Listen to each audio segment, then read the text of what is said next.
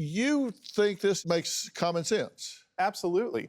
Every bit of effort invested by an employee is an investment in something they're hoping to get from a job. Sometimes it's a paycheck, sometimes it's a promotion. If you're asking them to put in extra, there has to be a reason to do extra. Well, where do you draw the line of what's extra and what's not? We look at the job description. Quiet quitting is just doing the job you were hired to do within the schedule you've been given to do it. How do you get ahead if you're a quiet quitter? Well, you can get ahead as a quiet quitter. One of the logical fallacies we make is we assume that if you're not putting in extra hours all the time and going the extra mile, you're never going to get promoted. There's such a thing as becoming too valuable to promote. If you're producing too much value in the position you are in, the employer has no incentive to move you up. They're going to keep you right there where you're producing good profits for them. What they're going to do is they're going to give that promotion to an outside hire or the boss's kid. Really? So you said you really resent stereotyping this younger generation, these quiet quitters, as all being lazy. I do, and I don't think it's a generational thing. Whether you've been working your whole life for 30, 40 years in a company, or if you're brand new to the workforce, quiet quitting is really for everyone. It's about setting healthy boundaries and being attentive to what gives us a return in our life and what makes life worth living. What do you think about this? They're lazy.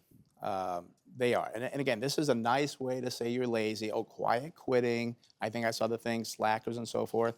This does not work for our country. And what worries me is that in America, the United States, we are becoming very lazy, very soft. This is not good for our country. I mean, there's like 9.8 billion people in the world. We're 330 million here.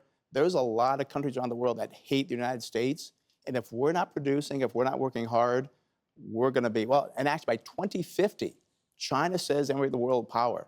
Now, if we're going to be lazy here and not work hard and produce as a country and work together as a team, you better learn Chinese, because in 30-some years, you're going to be speaking Chinese, I believe.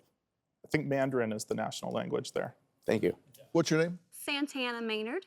Go ahead. I think it's hard to say that things are so black and white.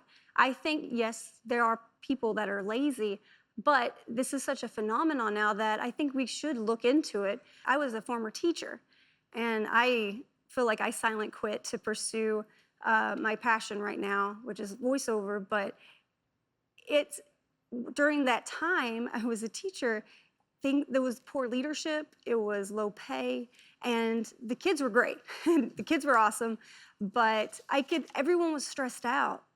And it's more about quality over quantity. Hunter, you say she's describing the hustle culture, and you say this is a protest against the hustle culture. In my opinion, I believe quiet quitting is a protest for workers' rights. If I work at a job and my job description is 9 to 5 and I'm supposed to do A, B, and C, and at 5 o'clock I'd like to go home to my friends and family and focus on other parts of my life that are frankly more important than work, and my employer says, hey, we actually need you to do X, Y, Z for no extra pay, I'm going to resist that, because I don't find that work is the most important thing in my life, nor do I think it should be the most important in anybody's lives. I think down the road, you can have all the money in the world, but if 50 years from now you didn't spend that time with your friends or family or yourself, I don't feel that that's a very beneficial, it's not a very fulfilling life. And so I think our generation is tired of working to live. I also think it's unfair to just assume that they're lazy if they're not working in the office. It's not about being lazy. I think it's about where you apply, where you work hard. For me, I did my job, I got my job done every day, and then I applied my hard work to what I did outside of work because it was what I was passionate about. I worry about the social media, and I mean, you kind of see the videos and you're getting all these views and likes about it, but you're not really having, I think, a real conversation. You're expressing this idea of quiet quitting that then is spreading across to people that are thinking, well, hey, my employer is a bad person. All employers are bad people. All they care about is profit. That's not true. There's so many great employers out there that do care about their employees, and that's not being portrayed. And you're, I think, spreading this notion to people that that's causing a lot of issues. I mean, you look at productivity right now in our country, that has fallen. We've had the worst decline since the late 1940s. Do you have a story or a question for me? Click the link in the description and tell me what in the world is going on.